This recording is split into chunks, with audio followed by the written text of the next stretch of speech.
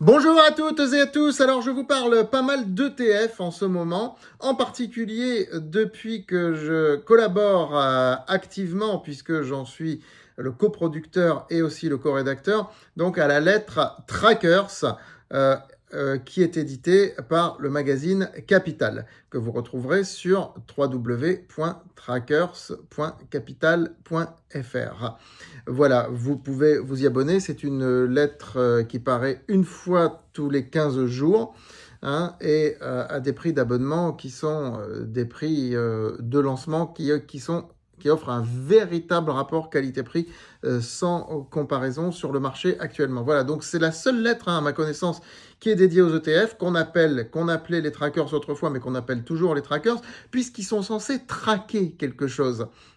Donc, traquer quoi, justement? Ça peut être un indice boursier.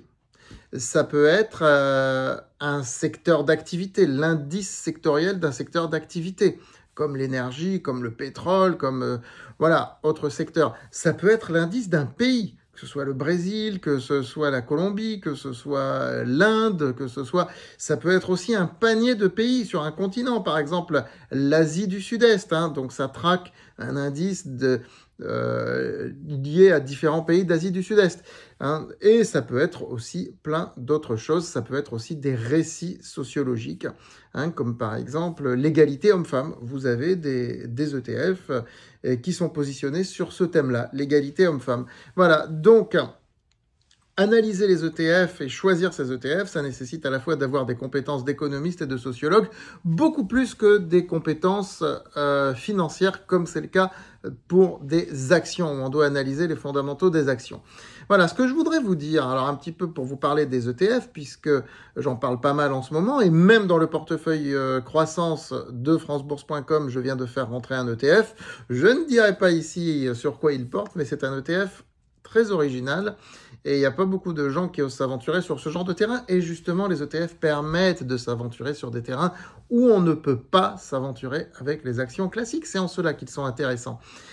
Et vous allez me dire, pour ceux qui me connaissent depuis très longtemps, comment se fait-il que vous ayez toujours été hostile au SICAV et au FCP et que vous êtes favorable aux ETF?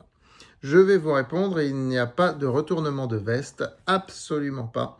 J'ai toujours été favorable aux ETF, ça fait plus de 10 ans que j'en recommande, si vous voyez bien. Les ETF sur le CAC 40, les BX4 pour protéger les portefeuilles, l'ETF sur l'or, sur l'argent, etc. Depuis que les ETF se sont popularisés, je les recommande parce que ils s'achètent et ils se vendent aussi facilement qu'une action.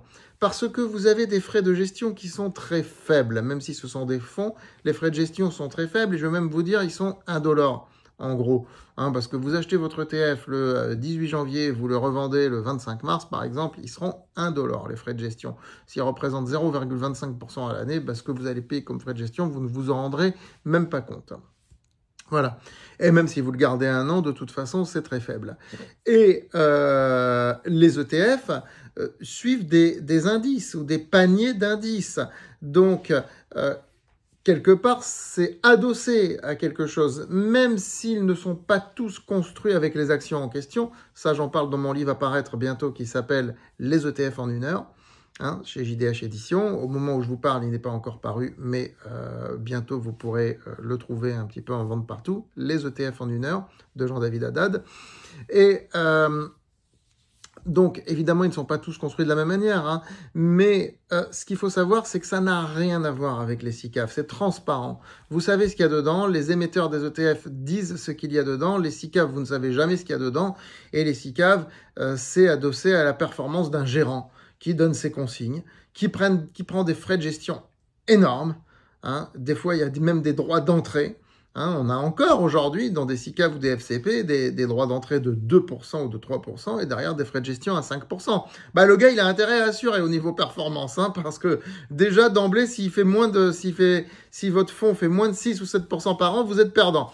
Donc, ces gens-là, je ne vais pas critiquer toute une profession entière et leur jeter la pierre, bien évidemment, mais j'en ai rencontré un certain nombre, la vérité, qui sont extrêmement imbus d'eux-mêmes et qui se prennent vraiment pour les dieux des marchés.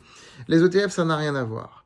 Ça n'a strictement rien à voir. C'est des paniers d'actions indexés que vous achetez facilement avec des frais de gestion réduits. C'est transparent, vous pouvez acheter et vendre facilement. Vous n'avez pas besoin de passer par votre banquier, votre intermédiaire, parce que quand vous voulez acheter une SICAV ou une FCP, en plus, il faut passer par votre banquier ou votre intermédiaire. La liquidité est moins bonne. Sur les ETF, la liquidité est meilleure. Et les ETF peuvent avoir différentes fonctions, protéger des portefeuilles, etc., etc. Donc, ça n'a rien à voir, et je le dis encore aujourd'hui, ça fait plus de 20 ans que je le dis, non, non et non aux SICAV et aux FCP. Je disais à l'époque, dans les années 2000, ça ne nous rajeunit pas, que exceptionnellement, pour atteindre des marchés qui ne sont pas atteignables avec des actions, vous pouviez prendre des SICAV, la Chine par exemple ou autre. Mais aujourd'hui, justement, il y a les ETF, donc ça ne tient même plus ce raisonnement. Vous voulez aller sur la Chine, vous prenez un ETF sur la Chine, et vous avez le choix. Ça n'a plus rien à voir. Donc aujourd'hui, je le dis clairement, tout ce qui est SICAV et FCP, vous les oubliez définitivement, vous les rayez de vos mémoires, vous faites comme si ça n'existait pas. Vous allez sur les ETF si vous voulez des produits structurés et que vous pouvez mettre dans vos portefeuilles en plus des actions. C'est ce panachage qui peut être très intéressant parce qu'encore une fois, ça permet d'avoir accès à des marchés auxquels vous ne pouvez pas avoir accès en direct avec les actions. Et même mieux que ça, il y a des ETF par exemple sur les États-Unis ou autres, qui sont éligibles en PEA. Pourquoi? Vous le découvrirez, je l'explique dans mon fameux bouquin. Maintenant, toutes les 2 semaines, je vous rappelle qu'il y a une recommandation d'ETF qui est faite dans la lettre Trackers de Capital, à laquelle vous pouvez vous abonner en ligne. Voilà, n'hésitez pas à le faire. De toute façon, c'est des abonnements d'1 mois ou de 3 mois ou de 1 an. Qui sont vraiment, je vous le dis, d'un très bon rapport qualité-prix. Je ne suis pas seul à rédiger cette lettre. Il y a aussi Nicolas Galland, spécialiste de l'analyse technique chez Capital et qui édite la lettre Momentum, qui rédige la lettre Momentum, et le jeune Thomas Andrieux que j'ai lancé depuis 2016, depuis 2000, donc j'ai dit une bêtise, depuis 2019, alors qu'il avait 16 ans. Avec son premier livre. Et c'est un jeune économiste, c'est l'un des plus jeunes économistes de France, et j'ai le plaisir de l'avoir fait connaître et de l'avoir lancé. Voilà, je vous souhaite à tous de très bons choix d'ETF. À très vite.